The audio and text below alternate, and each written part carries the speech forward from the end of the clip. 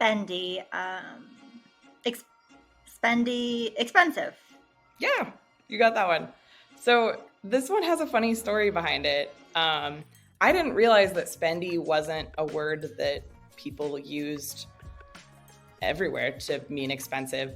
But in like about a decade ago, the Oregonian, the major newspaper here, they were receiving letters to the editor about the use of spendy in the newspaper because it wasn't in the dictionary, and people were kind of upset about it.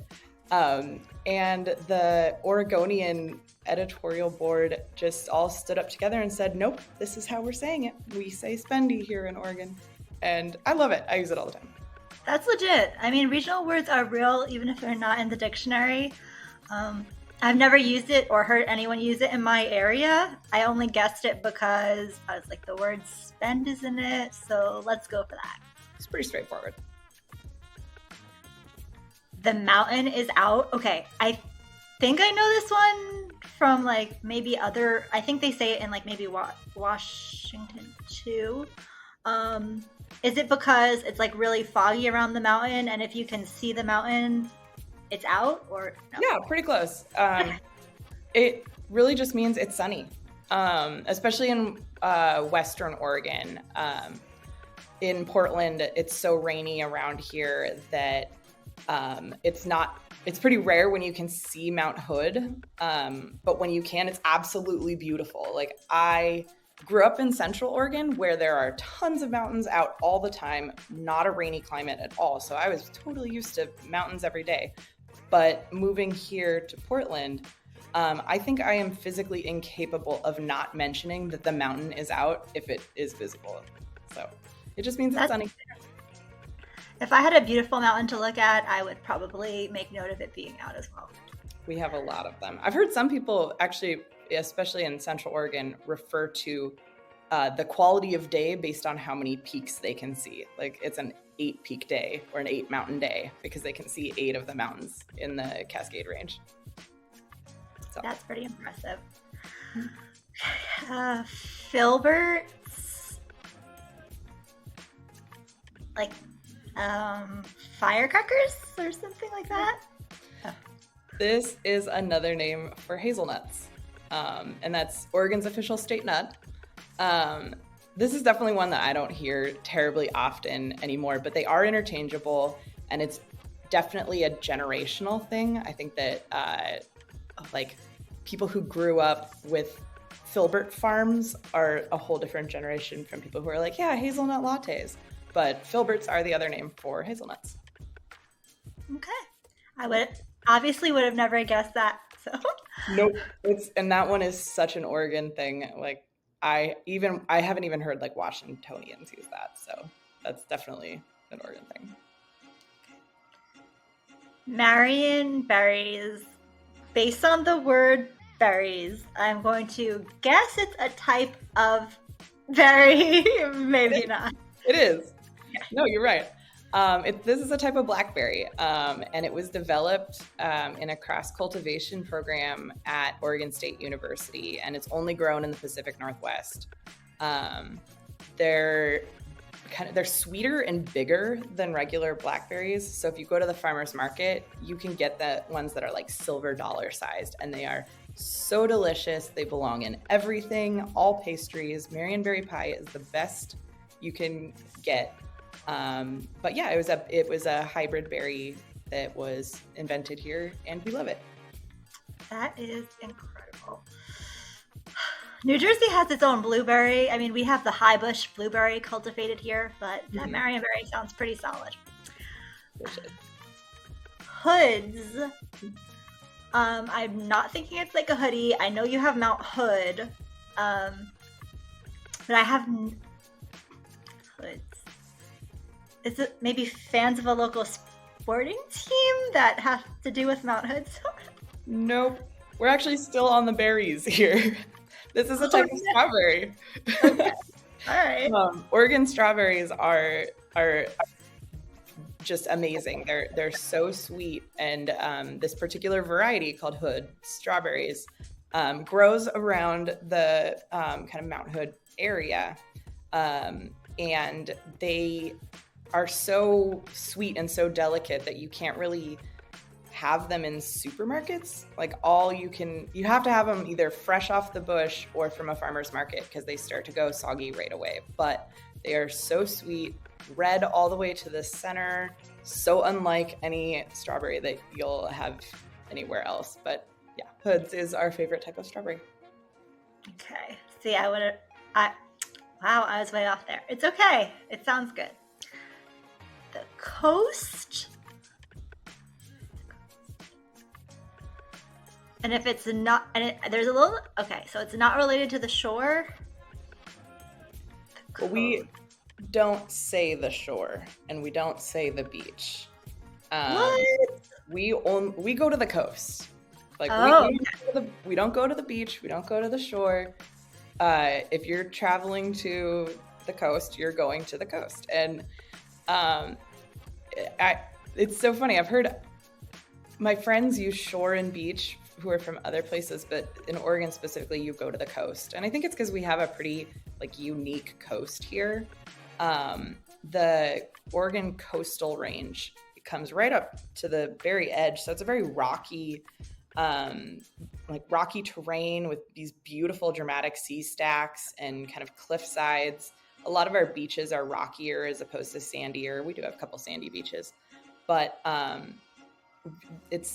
you might go to the beach when you're at the coast, but you go to the coast. So Jersey, we say shore. So of course, Jersey shore. I would never say I'm going to the coast, but I understand why. And your coast is impressive. What's the water temperature like? Is it like people swim in that water? People swim in it. It's cold, but people swim in it. Another just fun fact about the Oregon coast is that all 363 miles of it is free and public. You can't own land that goes all the way to the ocean. So the entire coastline is accessible for people to visit and explore. That sounds lovely. And I cannot wait to get out there. Pronto Pup, I have a theory. So like pronto means fast. Pup is like maybe a hot dog. So is it like a fast food cart hot dog? Pronto Pup. Close. It's close. Okay. Pronto Pup was so it's corn dogs specifically. But the original corn dog was invented on the Oregon coast in a town called Rockaway Beach. And they made it with pancake batter instead of cornmeal. So it's different from your normal corn dog. But the restaurant is this tiny little kind of hut of a restaurant with a giant corn dog on the roof. Like you cannot miss Pronto Pup.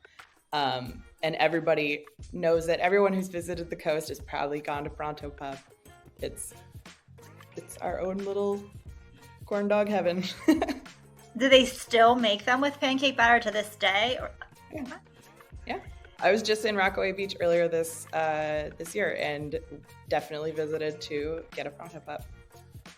All right, so pronunciation, I see 3 towns, I think. Mm-hmm. Champaug, Willamette, and Yakuts? Admirable effort. These are not easy ones. So the first one is Shampooey. Okay. It's really fun to say. Beautiful state park. Then Willamette is the second one.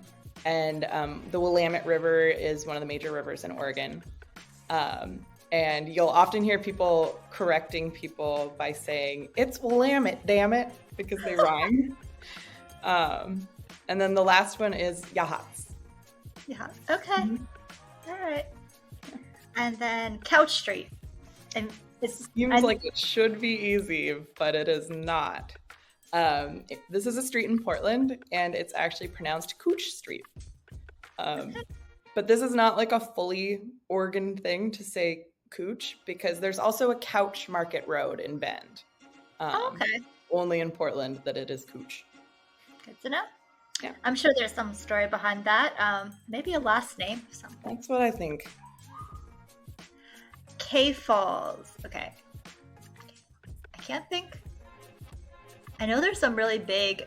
There's like Multnomah Falls, like Cave. I don't know what that could be. I have no clue. Cave Falls is actually a town named Klamath Falls. It's in southern Oregon, and ironically, it does not have a waterfall.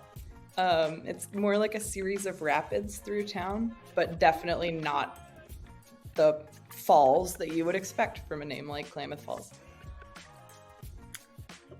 Bend versus North Bend. Well, Bend is a place. Bend is a city, I think. Both of these are cities. Oh, I want you to tell me where you think North Bend is in relation to Bend. Okay, so the assumption would be like, here's Bend, here's North Bend. They're touching each other. North Bend is above it. That would be the logical thought. North Bend is actually southwest of Bend. So Bend is right in the center of the state. North Bend is on the southern Oregon coast. I have no idea why. That's a fascinating. I'm gonna look into that because I like geography and I would like to know that. Tillamook, okay. I think it's either like ice cream or cheese. I've heard a brand called Tillamook before. Both. This is the only acceptable form of cheese in Oregon. Tillamook is a dairy company. They make the best cheese I've ever tasted, and I have, family in the Midwest, Wisconsin. I've had their cheese. Tillamook is better. They also make wonderful ice cream, and it's a beloved Oregon brand. I'm glad you can get Tillamook over there. I mean, I know that it's distributed wider now, but if you see it in stores, grab it. I don't know if I have the cheese. I don't think I've ever seen that in this area, but within the past 2 to 3 years, I think, I started seeing the ice cream in the grocery store. The ice cream's really good too. All around deliciousness.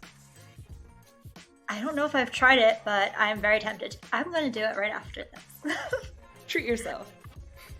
Squeaky cheese. Okay, this is so Swiss cheese is cheese with holes in it, and I always think like a mouse made those holes. Not my squeak. Aww. Maybe Swiss cheese. It's not Swiss cheese. Okay, is it a cheese? It is cheese. It's cheese curds, and it's because they squeak when you bite them. It's this kind of the texture makes the squeaky noise in your mouth. I've always called them cheese curds, but I have friends who will die on the squeaky cheese hill. So that's fair. I have never heard that. Cheese curds, actually, I haven't seen on the East Coast too often. Mm-hmm. We have mozzarella sticks, but you'll see them at some restaurants. Never squeaky cheese. Rose garden. So if it's not a rose garden, I would guess that it is something to do with a sporting arena, You're right. Rose. Yeah, no, you're right.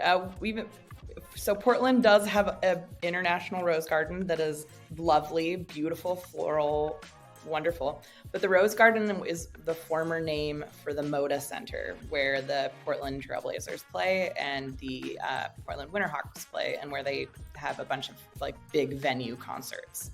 It's called Moda Center now, but anyone who has been around for a while, you might hear them say Rose Garden accidentally. I am so proud. That was just a random guess. I was thinking Rose Bowl, it was all sports stuff in my head. I mean, this is the Rose City, and roses are in a whole lot of stuff that we do in Portland. So then we have umbrella or no umbrella. It's got to be, is it going to rain or not? I mean, this is more of a personal question of, if it's raining, do you carry an umbrella? Yes. No, not in Oregon. Why not? Does everybody just walk around with wet hair? I mean, you have hoods. You have hoods and hats and scarves and everything. But Portland and Western Oregon in general is definitely known for just not carrying umbrellas at all when it's raining. The eastern half of the state is really like dry, high desert, so they don't get a ton of rain. But western half is a temperate rainforest. We get a ton of rain. Do I own an umbrella? Yes. Do I know where it is? No. If it's raining, half the time it's gonna stop in 5 minutes anyways, or it's that misty drizzle that you're gonna get wet anyways. So I feel like most people just shrug it off and don't carry an umbrella. You'll see a couple umbrellas around town, but I think locals especially are less likely to carry them. Like when I was growing up, my mom always said there's no such thing as bad weather, only bad clothing. And that's really just how Oregonians live. Like they'll just put on the layers and layers and layers of waterproof clothing and good boots, like good socks. And if it happens to be sunny 10 minutes later, then they're just peeling layers off. I like that saying. I wonder if it's a mom original or if that's common. I'm sure other people's moms have said it too, but that was just something that I always remembered my mom saying when we'd complain about it being too snowy or too rainy. Or what she says, there's no bad weather, there's only bad clothing. Well, I learned a lot about Oregon today. I cannot wait to try that ice cream. And thank you so much for teaching me how to talk like a local. Of course.